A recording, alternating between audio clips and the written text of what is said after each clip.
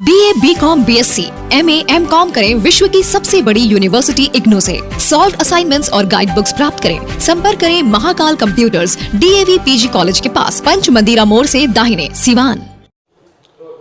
News India तक के digital platform पे आप सभी का स्वागत है और इस समय हमारे साथ एक खास मेहमान मौजूद हैं जो कि RS पांडे जी हैं। इस्लामिया कॉलेज में पूर्व में प्रोफेसर रह चुके हैं और वर्तमान में लगातार ये सामाजिक मुद्दे पे काम करते रहते हैं, सामाजिक मुद्दे पे आवाज़ उठाते रहते हैं।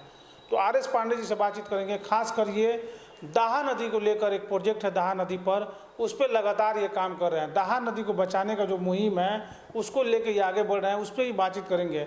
लेकिन आज हम लोग सबसे पहले चर्चा की शुरुआत करेंगे सिवान नगर परिषद के ऊपर। सिवान नगर परिषद में आज जिस मोहल्ले में जाइए, जिस चौक चौराहा पर जाइए, वहाँ पर कचरों का अंबार लगा हुआ है। गली मोहल्लों में जाइए, जब घर में लोगों से बात कीजिए तो लोग कहते हैं कि घरों में भी कचरा भरा पड़ा है, समझ में नहीं आता कि कचरा कहाँ फेंका जाए, क्योंकि कचरा उठाने वाला भी अब नहीं आता। हालांकि आपको बता दें, जब इस तरह की विकट परिस्थिति पैदा होती है तब समाज सेवी जीवन यादव आते हैं और आकर कचरा की सफाई करवा देते हैं। लेकिन अभी तक इसका जो फाइनल सोल्यूशन कहा जाए वो निकल कर नहीं आ पा रहा है। तो इस पे बातचीत करेंगे। RS पांडे जी हमारे साथ हैं, बहुत स्वागत है आपका। वेलकम। थैंक कहेंगे जो नगर परिषद के जो कचड़ों का अंबार, खास करके इस पे इसलिए हम बात कर रहे हैं क्योंकि डेंगू का मामला चल रहा है आजकल। डेंगू बिहार में काफ़ी तेज़ी से फैल रहा है, पटना भागलपुर में तेज़ी से फैल रहा है, इस पर क्या कहेंगे? सरफराज बाबू, आप मुझे अच्छी तरह से जानते हैं और आपका जो चैनल है इसके तहत मैं सभी सीमांत वासियों, बुद्धिजीवियों, शिक्षकों, प्रोफेशनल्स को थैंक्स करना चाहूँगा और मैं ये आशा करूँगा कि सबसे पहले कि आपका चैनल काफ़ी दूर तक बढ़े, इसके व्यूअर्स की संख्या ज़्यादा हो सके। चूँकि आपका जिस तरह से डिजिटलाइज्ड प्लेटफॉर्म है, actually I'm very much fascinated to see the decorative room studio which is very attractive to me. खैर छोड़िए, इन सारे बातों का हम लोग अभी ख्याल नहीं करेंगे क्योंकि 17 तारीख को इसका उद्घाटन होने वाला है और मैं सबको इनवाइट भी करना चाहूँगा सरफराज बाबू के माध्यम से, ऑन बिहाफ ऑफ सरफराज बाबू। तो अब आइए मुद्दे की बात करते हैं। आज जो हमारा आपने जो मुद्दा छेड़ा है वो नगर परिषद के द्वारा किए गए कुछ कार्य और सिवान में व्याप्त गंदगी, यही हमारा मुद्दा है। विगत कुछ दिनों से सरफराज बाबू मैं देख रहा हूँ सिवान के कोने कोने पर, हर जगह पर, हर चौराहे पर, हर गली में, हर स्ट्रीट में, हर रोड पर कचड़े का अंबार लगा हुआ है और कचड़े इतने सड़ गए हैं, डिकम्पोज्ड हो गए हैं कि उनसे गंदगी इतनी आ रही है कि रास्ते पे चलना, पैसेंजर्स, ट्रैवलर्स का आना जाना काफ़ी मुश्किल हो गया है। मुझे तो काफ़ी दुख हो रहा है कि सिवान इतना डेवलपिंग टाउन है, सिवान इतना तेज़ी से बढ़ रहा है, सिवान में इतने बड़े बड़े दिग्गज नेतागण हैं, सिवान में बड़े बड़े समाज सेवी हैं। आखिर कोई इस मुद्दे को उठाना क्यों नहीं चाहता है? क्या सिवान के सभी लोग इसी तरह डेड हो गए हैं? सारी मशीनरीज फेल्योर हो चुकी है? क्या लोग मरने और मारने के लिए छोड़ दिए गए हैं? क्या इसी तरह हम लोग बदस्तूर ये जिंदगी जीने के लिए मजबूर हो गए हैं? कल कोई बीमारी का आउटब्रेक होता है तो who will be responsible for the outbreak of any type of disease in Siwan? Who will be? You will tell me.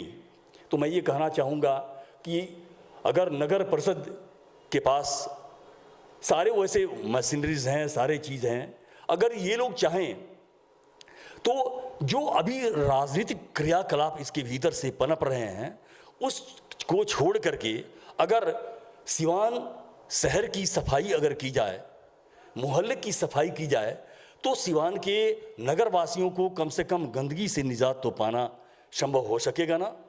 लेकिन मैं देख रहा हूँ सिवान में नगर परिषद में जो राजनीतिकरण हो रहा है और जिस तरह से एनजीओ के माध्यम से सारे काम कराए जा रहे हैं और जिस तरह से लूट खसोट हो रही है, उससे सीवान का भला होने वाला है भी नहीं। अच्छा पांडे जी, एक चीज़ आपसे बात करेंगे।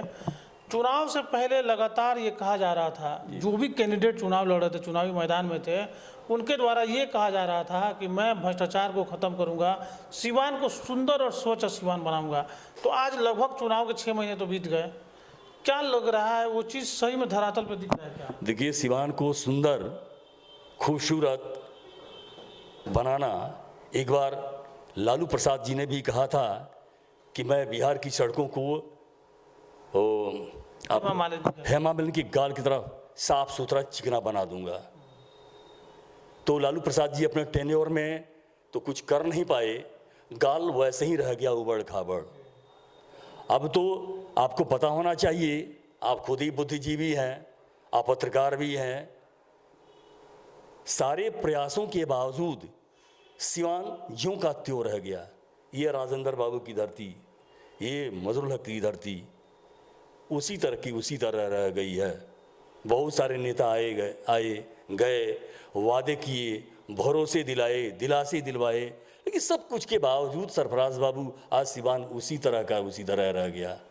सड़कें, नालियाँ, गलियाँ सीवान में सिमटे हुए सारी चीज़ सब वैसे ही रह गए। अभी तक वैसे ही स्थिति वैसे ही है, क्योंकि हम लोग भी देख रहे हैं कचरों का अंबार चारों तरफ फैला हुआ है।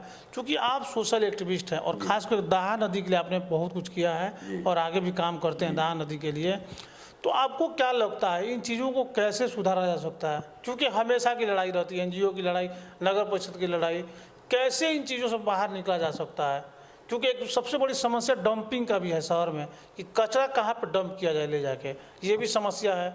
दाहा नदी जो है जिस पर आप काम लगातार करते हैं, उसका भी स्थिति आज नाले जैसा हो गया है। कैसे इसको सब सुधारा जा सकता है? देखिए, सबसे बड़ी चीज़ है आजकल समाज में तो पढ़े लिखे लोगों की कोई कमी नहीं है।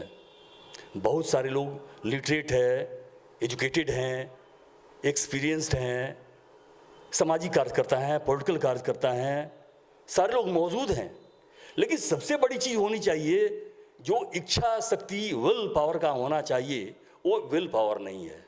सारे लोग पॉलिटिकल कैंपेन अपने वोट्स के लिए करते हैं, उनको मैंडेट चाहिए, वो जीत जाते हैं। जीत जाने के बाद दोबारा सीवान को कौन देखने वाला है? हर जगह की यही बात है। आप सीवान कॉन्स्टिट्यूशन को छोड़ दीजिए। कैसे बदला जा सकता है, क्या सजेस्ट करेंगे? क्योंकि आप इस पर काम करते हैं ऑलरेडी। तो मैं एक सामाजिक कार्यकर्ता हूँ। मैं ये चाहता हूँ कि ये जो चीज़ है और मुद्दा है, ये हमारे जन जन तक पहुँचे, जनता में जागरूकता फैलाई जाए, जनता को उन चीज़ों से वाकिफ कराया जाए और जनता के जो अधिकार हैं उन अधिकारों को एक्टिवेट किया जाए। जनता अगर जागृत होती है, सामाजिक पैमाने पर कार्य होता है, तो मेरे ख्याल से बहुत सारी चीज़ों का निजात हो सकता है। हम देख रहे हैं, जहाँ पर आपने अगर इस बात को छेड़ा है दाहा नदी के कार्य के बारे में, तो बहुत दिनों से हम लोग दाहा नदी के बारे में काम कर रहे हैं। आज दाहा नदी की स्थिति बहुत ही खराब है। दाहा नदी सिमटती हुई चली जा रही है। ये बरसात का मौसम है ना, बरसात तो हुआ ही नहीं। नदी को जाकर के देखिए, जलकुंभी का अंबार लगा हुआ है। शहर की सारी गलियों के सारे नालियाँ, सारे सीवरेज उसी में बहते हैं। कूड़ा करकट का अंबार लगा हुआ है, जगह जगह पर डंपिंग कर दी गई है। इससे सड़ांध पैदा हो गई है। नदी नदी नहीं रह गई है, नदी की पवित्रता बिल्कुल खत्म हो गई। इस पर भी काम करने की जरूरत है। ये इस पर काम करने की जरूरत है। चलिए, तो हमारे साथ आर.एस. पांडे जी इस समय मौजूद थे, जो कि इसी बात पर चर्चा कर रहे थे कि जो सीवान नगर परिषद में चारों तरफ जो कचड़ों का अंबार लगा रहता है, उन चीज़ों से कैसे निपटा जा सकता है। क्योंकि आर.एस. पांडे जी लगातार दाहा नदी को बचाने के लिए कार्य करते हैं। और आपको बता दें कि कितनी दुर्भाग्यपूर्ण बात है ये, समझिए सीवान के लोगों के लिए, कि हर बार भ्रष्टाचार के मुद्दे पर चुनाव लड़ा जाता है, लेकिन एक भ्रष्टाचार दूसरे भ्रष्टाचार पे हावी हो जाता है। वही स्थिति अभी भी बनी हुई है। हमेशा एनजीओ का झमेला रहता है, हमेशा नगर परिषद के कर्मचारियों का झमेला रहता है। आज तक उसको बैठ कर उसका सैल्यूशन नहीं निकाला जा सका, जिससे आम जनता को इसका खामियाजा उठाना पड़ रहा है। और आम जनता आज भी कूड़े और करकट में ही उलझी हुई है। सीवान के सौंदर्यकरण की तो बात ही छोड़ दीजिए। ऐसे तमाम खबरों के लिए देखते रहिए न्यूज़ इंडिया तक। खुजली एवं दिनाई का इलाज कराना हुआ आसान, क्योंकि Asia Shabbir health care doctor Abuzar Hussain द्वारा कंप्यूटर से चेक कर किया जा रहा है बेहतरीन इलाज।